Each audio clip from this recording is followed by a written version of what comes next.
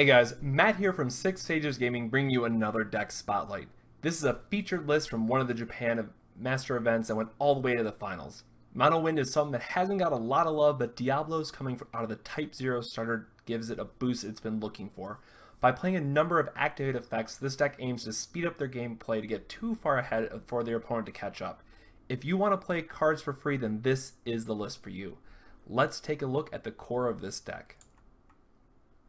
Mono Wind has three major players that can play themselves for free, with one of them being a backup and two forwards. But for now, we're going to start with the forwards. Paine. This might look a little out of place without Una by her side, but a free 7,000 power forward is nothing to laugh at. In combination with Deuce, she can trade up to your opponent's 9k body forward on defense in a pinch. Then we have Bartz. Who doesn't love slamming down a free 9,000 power forward? Not only can he potentially play himself for free, but he can also activate your wind forwards that just attacked. He might not have all the jobs, but he certainly plays a key role in this deck. With Bartz being so good, we're also playing the mannequin version, or Baby Bartz as I always refer to him. On enter, he only activates two wind characters, but that's often just enough for playing one of our many 2-drops in the deck. Lastly, we have Onion Knight. He may only activate one backup on enter, but being able to use Aerith's special Planet Protector is all we really need. Moving on to some of the utility cards, we have Y'shtola. She offers us another way to add incremental damage into the deck that helps us trade up where needed. Again, Paine is great with this card. 7. Snakebite. It's all on there. Snakebite being able to cancel effects like Shantoto or Cloud of Darkness is a major key to the deck's success in those matchups. And then lastly, for base utility, we have Chocobo. And this is really in here for two reasons. One, no one expects haste from wind. It caught me off guard a couple of matches.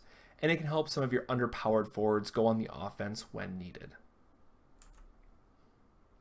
Balthier and Warrior Light serve as difficult forwards to get rid of that your opponent has to remove or play around. Thanks to playing multiple cards in a turn, Balthier can often shoot something down when comboed with Y'shtola.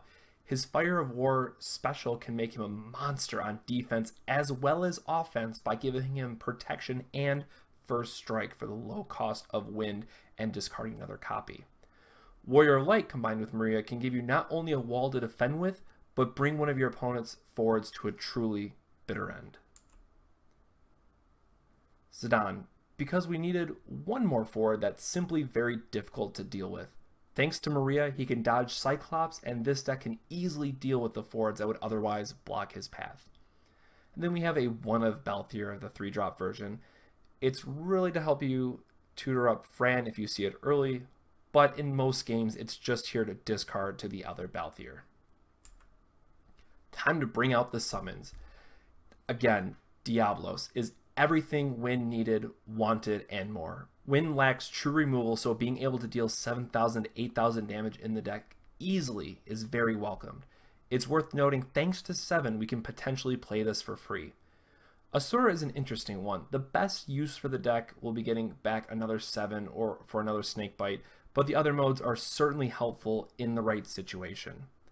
Then we have Alexander making it as another fun of, but you'll never know when you need to get rid of a 5-drop. So having it as an EX burst and a 4-cost summon is certainly welcomed as well.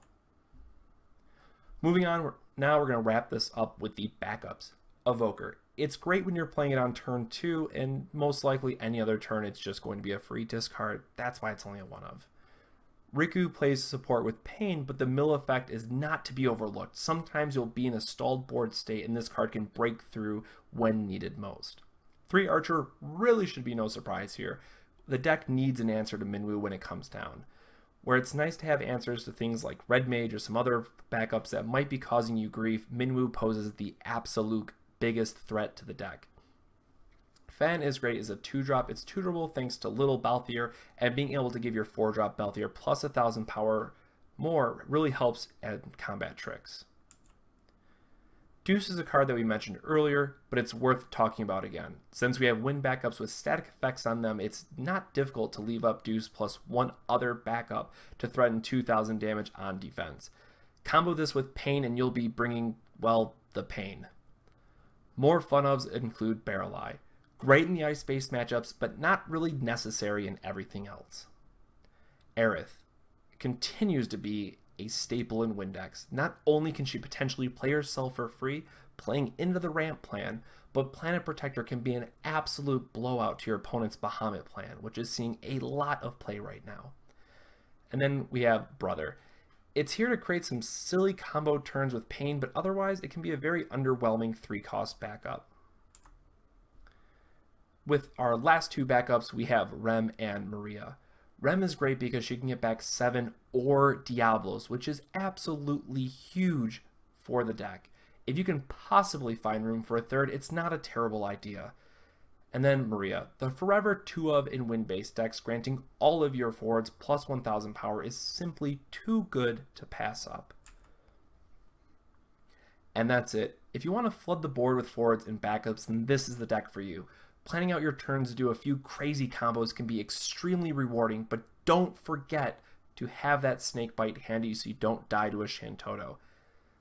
Thank you very much for watching. We hope you enjoyed this video, and if you did, make sure to drop us a like and subscribe to our channel if you haven't already. Drop us down a comment below. We'd love to hear your thoughts on this list. If you want, you can follow us on Twitter at 6sages Gaming and also on Facebook. That's all we have for this video, and we will catch you on the next 6 Sages Gaming Deck Spotlight. Have a good one. This video made possible by the patron support of viewers such as yourself. Thank you to our honorary sages.